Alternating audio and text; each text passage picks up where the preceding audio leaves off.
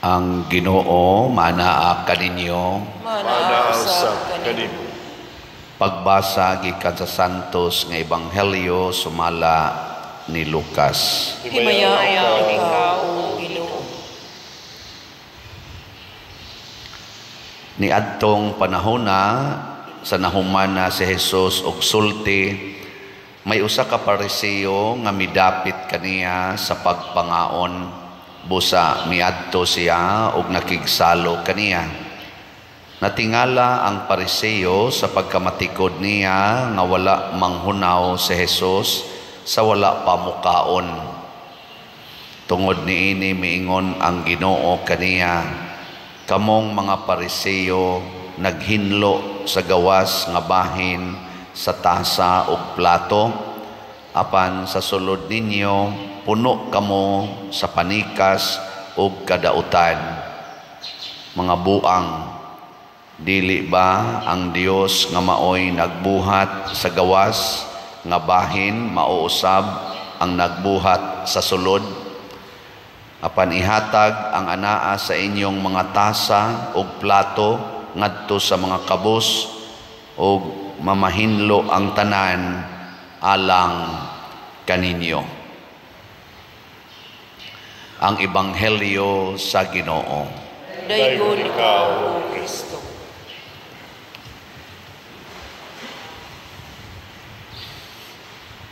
Dili na ko ma-imagine nga imbitaron ko pangaon unya og na ako'y makit-ang bati sa nag-imbitar nako, ako din siya nganlan og buang. Kamo ganahan mo, imbitaron mo nako, niya nganlan ta mo buang. Ako mong sawayon, niya pertin taon ninyong sukad. Ganahan mo? Pero si Jesus, dritso yun.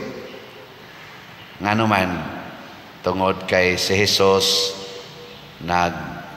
naningkamot or ang iyang misyon pag-anhis kalibutan aron pagluwas nato gikan sa kaulipnan sa sala.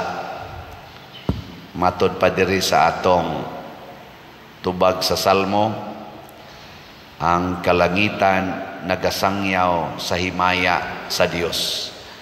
Gusto ni Jesus nga masintro nato ang pagtulunan sa Ginoo, dili ang pagtulunan sa tao.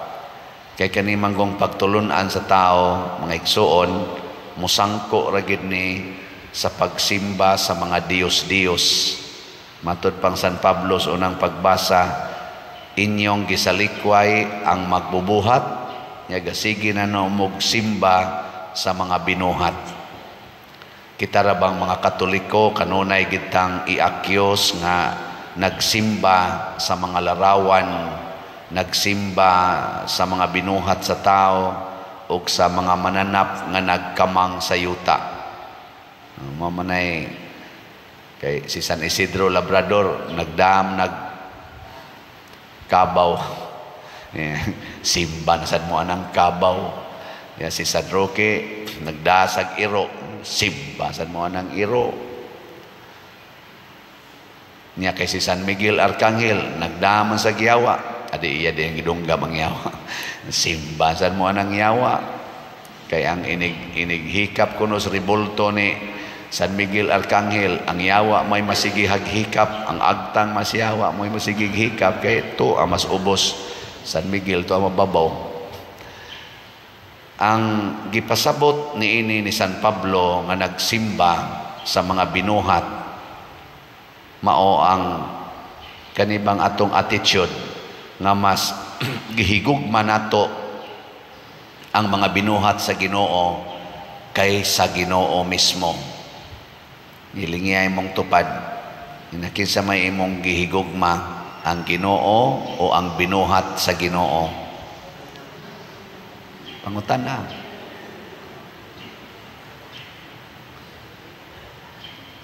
Pananglitan, ang Ginoo nag-ingon, kung dunay mukawat sa inyong butang, ayaw na kinig bawia. Nya kung naagi mangawat sa inyong balay ba, kawaton imong butang, nya masakpan nimo, bawion o dili. Kung imo ganing bawion, mas gihigugma nimo ang binuhat sa Ginoo kaysa Ginoo. Kaya ang sugos Ginoo ayaw man bawia. O na si Bishop Chupilo Kamumot, pagkasakop niya kunos kawatan, wa gid niya bawia, gipadagid niya ang kwarta nga nakuha sa kawatan. Kay sugo man sa Ginoo, niya ang kwarta hinimo ra man na, hinimo man as tao ang kwarta, di ba? Nganong imo pa man ang bawion, ang Ginoo gasugo man, ayaw na kinig bawia. Awa. Kanang moingon ang Ginoo, pasaylua ang nakasala kanimo kapituan kapito. Nya sige magpangabit imong bana, pasayloon dili. Sige. Sige, balihon na to, imong asawa nakapangabit, pasayloon dili. Tubag. Di kay nimo pasayloon, mas gihigugma nimo ang imong kaugalingong prinsipyo nga binuhat las Ginoo kaysa Ginoo nga nagbuhat nimo unya nagtudlo nga pasaylo ala na. Mao na atong sakit. Nya matud pang San Pablo kay mao naman ni ang ilang gibuhat, nagsigi na maghigugmas mga binuhat sa Ginoo, imbis sa Ginoo, laglagon sila, mag-away sila, magpinatyanay na sila. Mo ni rong gubat, kaning gubat karon Russia, Ukraine, sa panaron Israel, Palestina, Amerika o lain-laing mga nasod nga ilang gitabangan siging gubat. Naaparoy gasigi sa hugon-hugon nga maggubat. Ambot o sumpo pa ba ni, pero mao lagi na unsaon man pagsumpo ning mga gubat o kagubot sa atong kalibutan, atong higugmaon ang Ginoo labaw sa iyang mga binuhat. Ang tanang butang sa kalibutan o sa langit binuhat sa Ginoo. Way gabuhat ani nga tao. Kining atong gibuhat dinhi nga buhat-buhat ag balay o mga uban pang mga buhat, sama ng buhaton sa mga construction firm, sama ng Kurba Construction, no? Nabay taga Kurba Construction din no, ana kanang gibuhat nato kanang mga poste sa kurente, mga mga balay atong gipangbuhat, kaning mga daan, mga simento, mga kabilya. Kining tanan pulos ni nagsugod ang raw materials ani gikan gyud sa binuhat sa Ginoo. Kun wa ay gibuhat ang Ginoo, di ta makahimo aning ato karong gitawag og mga developments. Nya kun mao na gani atong simbahon ang mga development sa kalibutan, kanang mga armas, sama na mga missile, atomic bomb ug uban pa, ang raw materials ana gikan man gyud na sa kuan hinimos Ginoo. Kining atong internet, kining atong mga satellites, naggamit ra man na sa hinimos Ginoo, makita og dili makita. The energy roaming around the world, connecting each planet, controlling orbits of planets and universes, mga solar system. Hinimo man as Ginoo tanan. Nya ang atong paggamit ana, kung ato na ganing malimtan ang Ginoo, mao na nay gitawag og idolatry, pagsimba. Pero kitang mga Katoliko, kaluoy sa Ginoo, kada nato tan-aw sa imahin sa mahal nga Birhen Maria, sa imahin ni San Vicente Ferrer, sa imahin ni San kisa ni atong pistahan ron, Ignacio sa Antioquia, nila ni San Agustin, nila ni San Pedro Calungsod, San Lorenzo Ruiz, Mother Teresa ug uban pa. Kada nato tan-aw, kada nato butang aning ilang mga images diha sa atong altar, ang atong na-imagine ang relasyon nila ngadto sa Ginoo nga mao'y atong gipangandoy nga sundon. Mao gyud na ang meaning, dili kay magsigi na lang taghikap anang larawan, pero dunay dili nato ikalimod, dunay mga Katoliko o mga magtotoo nga nasango sa larawan mao nang magsigig adto anang maong lugar kay nindot gyud didto kay milagrosa kaayo or milagroso kaayo nang maong larawan. Maayo gining larawana kay original gid ni, mao gid ni siya ang milagroso. Akana buangon na kadiha. Matod pa ni San Pablo, nagtuo mo maalamon mo kay nakamugna mo ana mga buang di ay mo. Nilingay mong tupad ning nawa pa ka mabuang anang imong kwarta. Okay. Kana bang magsigi na lang jud kag ihap sa imong kwarta. Magsigi na lang jud kag kwintas imong kwarta. Magsigi na lang jud kag hunahuna unsaon pagpadaghan ang imong kwarta. Wa pa ka mabuang ana. Nasay uban nabuang sa anang sugal. Hala sugal gyud, sugal. Siging suliyaw anang hinimos Ginoo kanang mga manok, apil pang mga kaka, lab sabong anang kaka, sabong anang manok. Siging suliyaw ujis nalimot na lang tuay asawa, tuay anak na way mga kaon in taon. Siging ang swildong ginagmay iiksa lang anang naang nang gas labok nga manok nga kaupatra kaduhara mag-anaay daog dayon. Sige pagpamalikas labi nag nakapabor tong iyang gipustahan pag ana kapabor kamang-kamang na lang tong usa makagunit bitaw makapuspos igo sa diri patay pildi. Sige pamalikas tutututo day siyota atay tong manuka atay ni sikit man sa buang Hinoon manam ta to taong na to sikit man ana panutho nabuang nakaana buang ka napay uban may kay sa may kay ko nang tungit so way makapildi oy madyong way makapildi maro kay ko ana may kay ko mo compute ana mga surtres kunuhay maalamon ka nabuang na ka ana buang ka. May uban na adik sa cellphone sige nga na may kay ko anip tanan nga mga websites din ma-open ako kana mga functions sa akong cellphone unsaon pag-craft ang mga naong tao nga inig post na ko dito nindot na kay naong may kay ko ana malamon bright kay ko ana buang ka wala gani ka kaampo wala gani ka kahinomdom ngano maning nisod manidinhi ang picture giunsa ka ni pagsod grabihas Ginoo no dalaygon ang Ginoo ana no. Muna inigtanaw na ko nang ga-TikTok nga hapit wa nay sinina nako dalaygon ang Ginoo. Di ba? Dayga ang Ginoo kay siya may naghimo ana ando ta sinimos Ginoo sa no dalaygon ang Ginoo. Ana.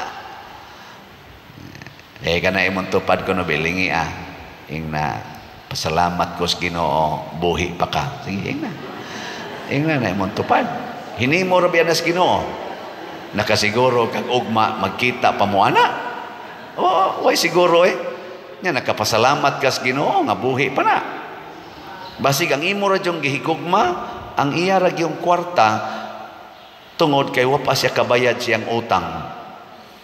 Nya iniglingi nimo niya nga buhi pa niya. Anna sa ning animalay nusa ka ning bayad sa utang. Wa jud ka kapangandoy nga wa jud ka kapasalamat. Lord, salamat kaayo kay ang imong gahom nag-uban gid aning panuwayng dako. Na si San Ignacio sa dihang giskidula na siyang patyon i-execute dito sa Roma kay dako lagi ni siyang tao obispo sad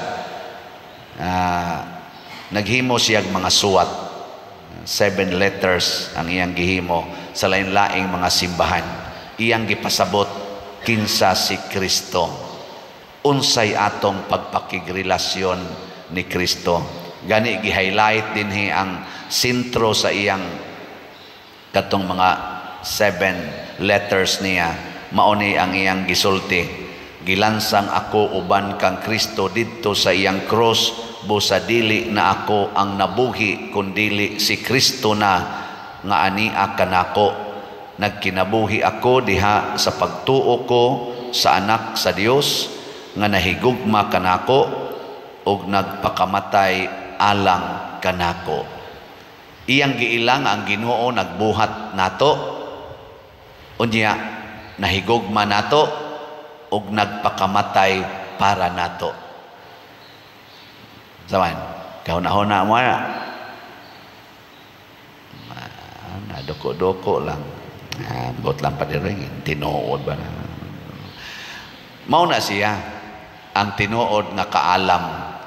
Ang tinuod nga kaalam kana bang di na ta mahadlok sa kasakit ug sa kamatayon dinhi niining kinabuhia, kay nasayod ta nga ang atong magbubuhat nga nagluwas nato, nga nagpakamatay para nato, nabanhaw siya ug tuan na ron didto sa langit.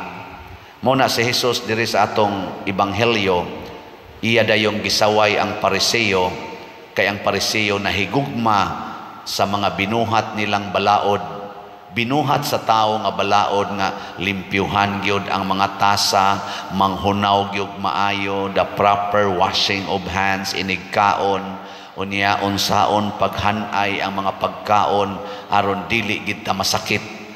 Naman na kuan man na gihanay nagmaayo, pero matod pa ni Kristo, limpyuhi ang sulod sa inyong mga tasa, ang sulod sa inyong kasing-kasing. Unsaon man, ingon siya ipanghatag ng inyong sud sa inyong mga plato o tasa, mga panaksan, ngadtos mga kabos. Pasabot, ang paghigugmas atong isig katao, maoy makapalimpyo nato. Pananglitan ang asawa, nahigugmas bana ang asawa, pirmi ginang humot o prisko. Pero ang asawa, wa na kaya na mahigugmas bana, aslom kaya nagbaho. Way pakialam sa mundo. Ang bana sad nga nahigugma sa iyang asawa, pirmi ginang limpyo, humot o prisko. Pero ang bana nga wa mahigugma sa asawa, mudritso lang nagtupad bisag gikan pang nisuka kay porting hubuga. Baho ka istanan. Way pakialam. Sa to pa, ang tao di ang nahigugma, manglimpyo. Di ba? Pero kanang wa mahigugma, di na manglimpyo, bahala nagnisakit na ng ilong sa iyang tupad, kay wa siya ligo, perti nagyong bahua, di siya makialam. Say labot na ko ninyo, say labot na ko ninyo. Ano? Di ba? Muna ingos Kristo, higugma agyod ang imong isig katao sama sa imong kaugalingon. Kay di jud kaako dinis atong simbahan na imuso dinhi mo ingon dayon, Father, portig yung limpyuha sa inyong simbahan, sud o gawas sa simbahan limpyo kayo. Tinuod ba?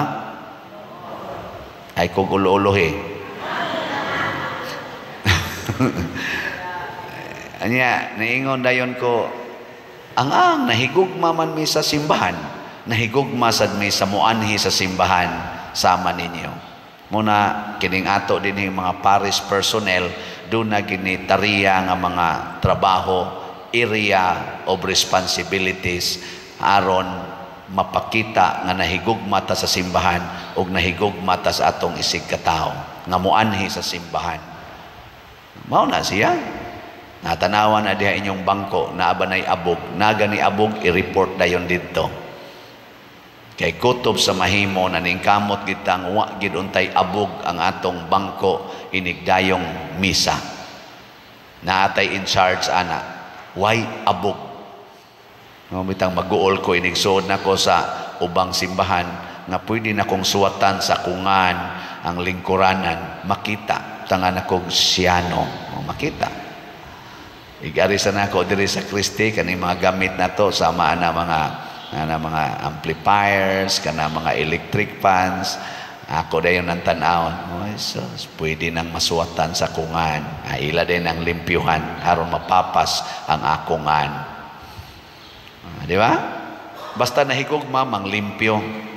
Doon ay nisod sa akong kwarto, sa daghan lagi kay nigabog imong kwarto pader. Wa lagi ni limpyo. Nya dito simbahan kusog ka mang limpyo, ngaris kusina kusog ka mang limpyo. Sa imong kwarto wala ka mang limpyo. Nako, I love others more than myself. Siya, oy, di ra baka kahatag pa der og unsay wa diha nimo. Nako bitaw sa no mo na karon nang limpyo na sa ko sa akong kwarto. Di ay nay panahon ako maginalimpyan pero nay panahon nga akong itugot nga mag-anam og kadaghan ang abog, di gid nako hilabtan bisag napuling na akong mata, di nako hilabtan. Mingon dayon ko, tan-aw nako og makaako bakog puyo sa hugaw nga lugar. Nga murabag supak sa akong hunahuna pero makaako bakog puyo. Kay kung di ko kaakog puyo nining hugaw nga lugar, masig magpunay na lang kog panaway sa akong isig katao nga medyo hugaw ang ilang kahimtang. Doon na theological meaning. Gipugos nako ang pagpuyo ni anang lugar nga medyo di ko ganahan. Aron kamao kong mupuyo sa kinabuhi sa katilingban nga usahay di taganahan. Higi katapusang lingi sa imong tupad, inaganahan kang mulingkod tupad nako. Mangutan na, naganahan ka, kuyog nako. Oh, wa manggi na manglinging uban. Dugay na mo nang wa ganahi. Mao na kay magpili man ta. Ako nadyo ko'y tendency ingon ana. Ganahan man ko manglimpyo pero i-allow nako nga di ko manglimpyo. Pero sa ako rasang kwarto, sa akong kwarto ba? Haron mo kaingon ko nga kaya ba na akong puyan ya man ako nasang limpyohon nindot man day og limpyo ay kalim kay ko ana sad hugaw biko no bidi lang sa limpyohan ingon sang Ginoo man na liwat na nimo hugaw sad na imong kasing-kasing ngumpisal na sad ana no kay usahay mo kun magsigit tag yaw-yaw muna salamat sa mga tao nga nahigugma nato doon na natay mga halin nga ubay-ubay na sa atong mga slots. Ang atong holy pads or holiness, peace, and divine salvation para sa retreat sa mga pari karong November 7 to 9. Ang atong halin as of yesterday niabot na og 64,811 slots. 35,189 slots na lang ang nahibilin. Pakpak. Nindot ani. Niya sa ato san nga ato lang gyapon ning i-report pero ugma tingali ang katapusang report ani sa atong MEG Mother Mary's Enriching Graces nga gigamit nato sa atong segunda patron nga celebration adtong Sabado na natay halin nga 18,640 1,360 slots na lang ang kuwang. So naman tayo mga online banking ato pang kwintahon karon ambot kag daghan bakang nisod ani didto basig ugma hurot na ni siya. So pakpakyapon. Salamat. Ang ato sang DSAP investment slots nato na natay halin nga 79 slots, 61 slots na lang ang available. Pakpa niya niining 79 slots, 53 slots na ang actual natong nadawat. Pakpakyapon. Kini siya tungod nis mga tao nga mas nahigugma sa simbahan kaysa binuhat. Nahigugmas Ginoo kaysa binuhat sa Ginoo nga mao ang kwarta, nga mao ang ilang bahandi. Hinaut unta maliwat tas mga martyrs sama ni San Ignacio sa Antioquia nawa igsapayan ang kamatayon sa iyang dungog ug sa iyang lawas. Nagimartir siya, mas gipadak-an niya ang iyang gugmas Ginoo nga nagantos og nagpakamatay para nato nga mao si Jesucristo. Ug ato na ning buhaton makasinati gitag tumang kalipay ug mahimot ang agianan sa dagkong mga grasya dinhi sa atong kalibutan. Manindog ta.